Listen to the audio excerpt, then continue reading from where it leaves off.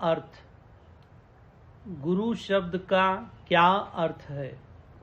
संस्कृत के दो शब्दों से मिलाकर बना है। अंधकार को मिटाने वाला। गुरु अंधकार को कैसे मिटाते हैं? अपनी वाणी से गुरु महाराज को हाड़ मांस से नहीं देखना चाहिए। जो शिष्य हाड़ मांस को देखता है उसे कुछ भी प्राप्त नहीं होता, और जो लोग वाणी को पकड़ लेते हैं उनका काम बन जाता है। वाणी से अंधकार कैसे मिटता है? जीव जिस पल संसार में आता है उसी पल माया उसे अपनी जंजीरों से जकड़ लेती है। जीव को ये पता है कि ये 4 दिनों की जिंदगी है, ये असत है। वो देखता है कि उसके रिश्तेदार कैसे इस दुनिया में जीते हैं और फिर सब कुछ छोड़कर चले जाते हैं, तो भी वो ऐसा सोचता है कि जैसे उसने इस दुनिया से जाना ही नहीं है। माया ने उसकी बुद्धि पर पर्दा डाल दिया है। गुरु का अर्थ, एक गुरु की वाणी, दूसरी गुरु कृपा। गुरु वाणी असत्य और सत्य में भेद बताती है, ज्ञान मार्ग पर चलाती है। वाणी को ही उनका सच्चा स्वरूप समझना चाहिए। गुरु के शब्द में गुरु ग्रंथ जी मानेयो प्रगट गुरांदी देह। पुस्तक को कई लोग गुरु मानते हैं, परंतु जो उसके अंदर वाणी है वो सच्चा गुरु है। कागज पर लिखी वाणी को नमस्कार करते हैं। नमस्कार सिर्फ पुस्तक को ही नहीं, वाणी को दिल में मजबूती से पकड़ लेंगे तो उद्धार हो जाएगा। 7वें गुरु श्री हर राय जी को औरंगजेब ने बुलाया। गुरु साहब ने राम राय से कहा जाने के लिए। वो बोला बहुत कठिन है। गुरु साहब ने कहा जब औरंगजेब तुझसे प्रश्न करेगा तो तू बाएं कंधे की ओर देखना, तुझे उत्तर मिल जाएगा। राम राय औरंगजेब के पास गया। औरंगजेब ने उससे पूछा कि उनकी टीचिंग्स क्या हैं। राम राय ने कहा कि सब बराबर है। औरंगजेब ने सुना था कि ग्रंथ साहब में लिखा है, मिट्टी मुसलमान दी पैंडे पई कुम्हार। तब वह राम राय से पूछा कि बताओ ये सच है या झूठ है। औरंगजेब के डर के मारे उसने कहा नहीं हुजूर, किसी ने गलती लिखा होगा। असल में ये बात है कि मिट्टी बई मांदी पैंडे पई कुम्हार। पास में कई सिख भी थे। उन्होंने ये बात जाकर गुरु साहब को बता दी। उनसे पहले ही गुरु साहब ने ध्यान में देख लिया था। वापस जाकर राम राय ने गुरु साहब को समझाया कि मुसलमान कहते हैं हिंदुओं के शरीर मरने पर जलाए जाते हैं और मुसलमानों के मुर्दे दफनाए जाते हैं। उसके 100 साल बाद वे चिकनी मिट्टी में रूपांतर हो जाते हैं। कुम्हार को चिकनी मिट्टी की आवश्यकता होती है। कुम्हार चिकनी मिट्टी ले जाकर उस मिट्टी को जलाता है। आखिर आग में तो वो जलता ही है। जब गुरु साहब ने राम राय की बात सुनी तो उन्हें बहुत धक्का लगा। वे इस गद्दी के 8वें गुरु होने वाले थे। राम राय ने जान बचाने के लिए गुरु बानी को बदल दिया। और गुरु की देह का अंग काट दिया। गुरु बानी का एक एक शब्द गुरु की देह का एक एक अंग है। स्वामी जी ने 1935 में एक शिष्य को पत्र लिखा था, शिष्य अगर अपनी सारी उम्र की कमाई हुई संपत्ति भी दे दे तो वो गुरु के एक शब्द का मूल्य नहीं चुका सकता। गुरु का एक वचन मनुष्य के लाखों जन्मों को बनाने वाला है। हम समझ नहीं सकते हमारी स्थूल बुद्धि से।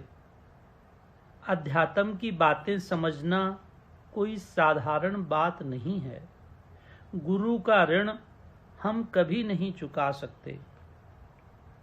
जगत के आदि गुरु श्री साईं बाबा का जन्म किसी माता पिता से नहीं हुआ था।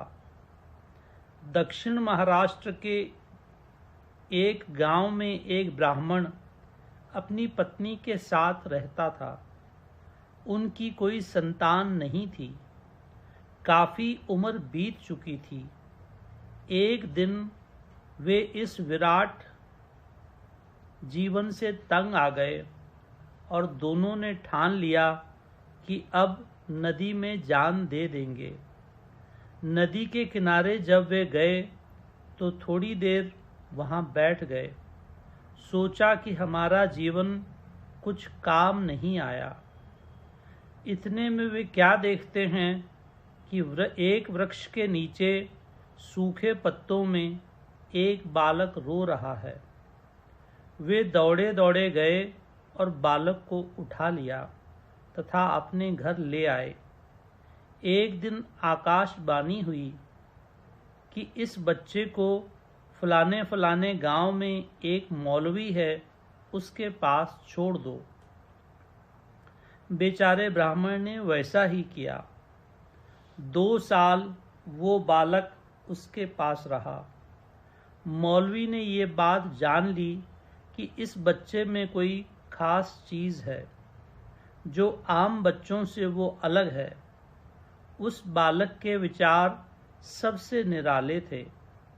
एक दिन उस मौलवी को ऐसा एहलाम हुआ कि फलाने फलाने गांव में फलाने फलाने गुरु के पास इसे छोड़ दो। मौलवी ने वैसा ही किया। बालक गुरु के पास पहुंचा। गुरु ने जब शिष्य को देखा तभी वह समझ गए कि मैं इसे क्या पढ़ा सकता हूँ। ये तो सभी प्रकार की शिक्षा में निपुण है। एक दिन बालक वहाँ से गायब हो गया। 11 बरस तक उसका पता नहीं कहाँ गया। वह जंगल में अपने भजन में लीन रहा। 17 बरस के थे जब वे शिरडी में आए। पास के एक गांव में एक आदमी जिसका घोड़ा गुम गया था, उससे भेंट हुई। उस आदमी ने इन्हीं से पूछा कि कहीं घोड़ा दिखाई दिया। 4 दिन हो गए मेरा घोड़ा नहीं मिल रहा। इन्होंने उससे कहा कि चिलम तो पी ले पहले। आग जलाने के लिए उन्होंने लकड़ी को मारा तो आग जल गई। सटका मारा तो पानी निकला और उसे चिलम पिलाई। तब उसने चिलम पी तो उसे अपने अंदर अद्भुत आनंद का अनुभव हुआ। तब उन्होंने कहा, जा तेरा घोड़ा नदी में पानी पी रहा है। उस आदमी ने इन्हें चलने को कहा तो वे उसके घर चले गए। एक दिन उसके घर के सामने से बारात शिरडी जा रही थी। वे उसके साथ चल दिए। वहाँ पहुँचने पर एक भगत ने उन्हें पहली बार इन्हें साईं कहाँ से आए ऐसा कहा। 17 बरस के थे जब वे शिरडी आए और 80 बरस तक वे शिरडी में ही रहे। शिरडी से बाहर नहीं गए, परंतु जगह जगह से लोग इनके दर्शन के लिए आते थे। वो जगत के आदि गुरु थे। सबके मन की बात जानते थे। जो राम भक्त थे उनको उन्होंने राम अवतार के दर्शन कराए। उसी रूप की उन्होंने लीलाएं दिखाई। उनकी सब करामातों के पीछे रहस्य होता है, एक सबक होता है। गीता में भगवान ने अर्जुन से कहा, हे अर्जुन, जो भगत मुझे सब जीवों में देखता है और सब जीवों में मुझ में देखता है, वो मेरा सच्चा भगत है। ये बात महाराज साईं बाबा ने दृढ़ की कि सब जीवों में मैं हूँ। उनके एक बड़े शिष्य उपासनी बाबा काशीनाथ थे। एक दिन उन्होंने बाबा के लिए भोजन बनाया और उनके पास ले जा रहा था। रास्ते में एक पागल उनसे रोटी मांगता है। उसने सोचा रोटी जूठी हो जाएगी, इसलिए उसने इनकार कर दिया। फिर वह पागल फिर से थाली की ओर हाथ बढ़ाने लगा। तब इन्होंने उसे धुतकार दिया। तब वो महाराज के पास भोजन लेकर पहुंचा तो महाराज सामने ही बैठे थे। जब वो सीढ़ियां चढ़ने लगा तो महाराज ने उसे कहा, ए ब्राह्मण, सीढ़ियों पर मत चढ़। वो बोला, क्यों महाराज, मैं आपके लिए भोजन बनाकर लाया हूँ। तो वे बोले, जब मैं तेरे पास भोजन पाने आया था तो तूने मुझे कैसे धुतकार दिया था। ले जा वापस अपना भोजन। वो बोला, महाराज, आप तो मेरे पास भोजन पाने को आए ही नहीं। महाराज बोले, रास्ते में जो पागल आया था वो मैं ही था। तब वह ब्राह्मण वापस चला जाता है। दूसरे दिन जब वो भोजन बना रहा था तो एक भैंस उसके घर में घुस गई। भोजन खाने के लिए उसने उसे एक डंडा मारकर भगा दिया। जब वह भोजन बनाकर बाबा के पास ले जाता है तो बाबा उसको फिर सीढ़ियां चढ़ने से मना कर देते हैं। बोले कि मैं जब भोजन पाने आया तो तूने मुझे डंडा मारा, अब भोजन क्यों देने आया है। वो ब्राह्मण कहता है, महाराज, आप कब आए और कब मैंने आपको डंडा मारा। बाबा ने उससे कहा, सच सच बता, जब भैंस तेरे घर में खाने को घुसी थी तो तूने डंडा मारा था ना। वो मैं ही था।